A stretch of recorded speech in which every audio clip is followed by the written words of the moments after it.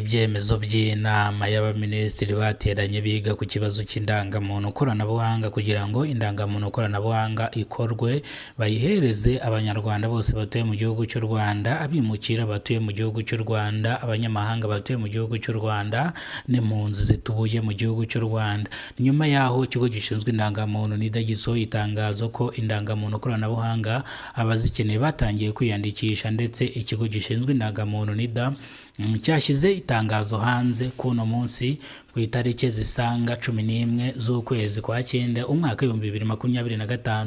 NIDA yasohoye itangazo ryihutirwa kandi mwese rirabareba, no kuvuga ngo ibi byerekeranye n'indangamuntu koranabuhanga. Indangamuntu koranabuhanga izaba ikubiyemo mituweli de sante, bivuze ngo nk'uko bisanzwe murabizi ko mu buzima busanzwe umuntu ajyana umuntu ajyana indangamuntu kwivuza, akajyana indangamuntu ye n'indangamuntu y'umukuru w'umuryango. Bivuze ngo iyo uri umukuru w'umuryango ujyana indangamuntu yawe gusa. Bivuze ngo ibi byose bizaba bikubiye mu ndangamuntu koranabuhanga.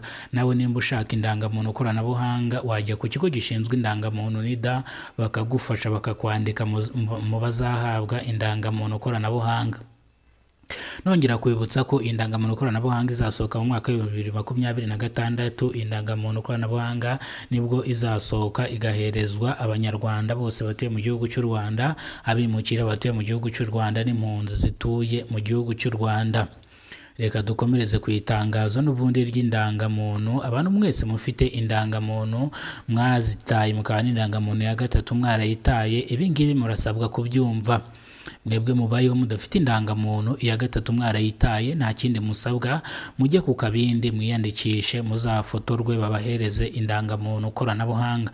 Bivuze ngo iyi niyo sisitemu igiye gusohoka, habe na babandi bagorwa no guta ibyangombwa byabo. Indangamuntu koranabuhanga yemewe kuyigendana likidi cyangwa ukemererwa no kuyigendana mu ntoki cyangwa ukayigendana kuri telefoni. Bivuze ngo ni ibintu bibiri byose birashoboka, ukayigendana kuri telefoni cyangwa ukayigendana mu ntoki. Ni incamake y'amakuru. Niba bwo bwa mbere ugeze kono muyoboro Kidasamura TV Rwanda, kora subscribe, ufungura inzogera kugira ngo uzajye ureba amakuru mu gihugu cy'u Rwanda yizewe. Tugiye kwiga ku ngingo 3 cyangwa ngiye kubabwira ingingo 3 zasohotse mu itangazo ry'ibyemezo by'inama y'abaminisitiri ndetse n'ibindi byatangajwe n'ikigo gishinzwe indangamuntu NIDA.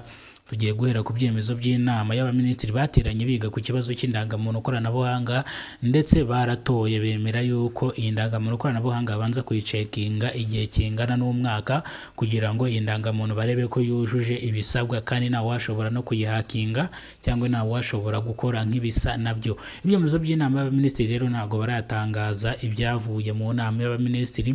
Ikigo gishinzwe indangamuntu NIDA kanya nako guhumbya kese gisora itangazo ryihutirwa kivuga yuko indangamuntu koranabuhanga uwishaka yakwiyandikisha akazayihabwa. Ukeneye serivisi wazisanga ku kigo gishinzwe indangamuntu NIDA, kubera ko ku irembo ntago biragera muri sisitemu.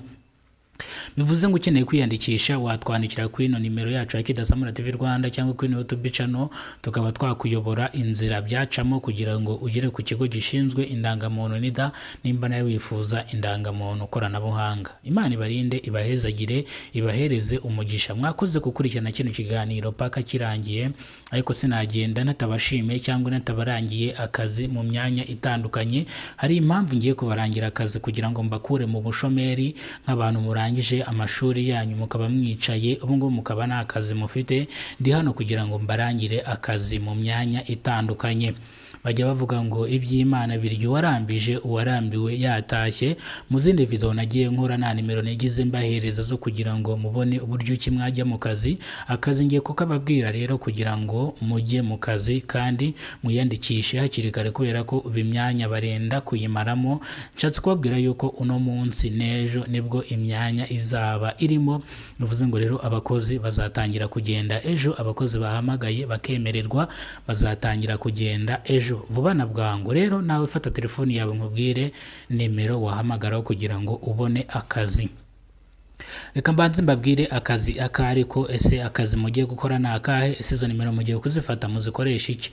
Akazi karagira gati turashaka abakozi babacoma mucoma, turashaka abakozi b'abashefu, abashefu buriya ni nabo bacoma, buriya baba babizi byose. Turashaka umukozi w'umushefu wabyize, wize hoteleri, uzi ibisabwa kandi ufite aho yakoze ibintu agiye gukora akaba abizi, bitewe n'ubwo ako kazi kubera ko gaherereye ahantu hasirimutse cyane, nta mwanya wo kwigisha abafite. Fotokopi 3 z'abantu muziranye, diporome yawe ndetse na fotokopi yawe y'indangamuntu, na fotokopi y'abantu 3 bakuzi, icyemezo kigaragaza ko utakatiwe n'inkiko, ndetse ibyo ngibyo nibyo witwaza ukadepoza. Noneho akazi k'ubukirina ni akazi gasanzwe kisangamo buri wese. Aka kazi abantu 3 bakuzi, amashuri wize n'ikigo wizeho, n'ibyo by'ubukirina nimba ari ahantu wabikoze nabyo ukabishyiraho, ukaza ugasaba akazi. Ushaka ubusekirite bw'umwuga, abantu 3 bakuzi, fotokopi 3 z'indangamuntu, icyemezo kigaragara ko utakatiwe n'inkiko, icyemezo cy'imico n'imyifatire gituruka mu kagari. Ndakeka n'ibyo waba warakoze akazi k'ubusekirite k'umwuga uhita ujya mu kazi, iyo utagakoze ujyanwa mu ikosi ry'amezi 3. Nimero muzirebe aho ngaho kuri screen yanyu, muzandike namwe mubye mw'iyo myanya itandukanye y'akazi, namwe mwibonera akazi ndetse kugira ngo mutandukane n'ubukene. Nimero ngiye kuzishyiramo hasi muri comment, muraza kuzisangamo, muhamagare kugira ngo muhabwe akazi. Murakoze.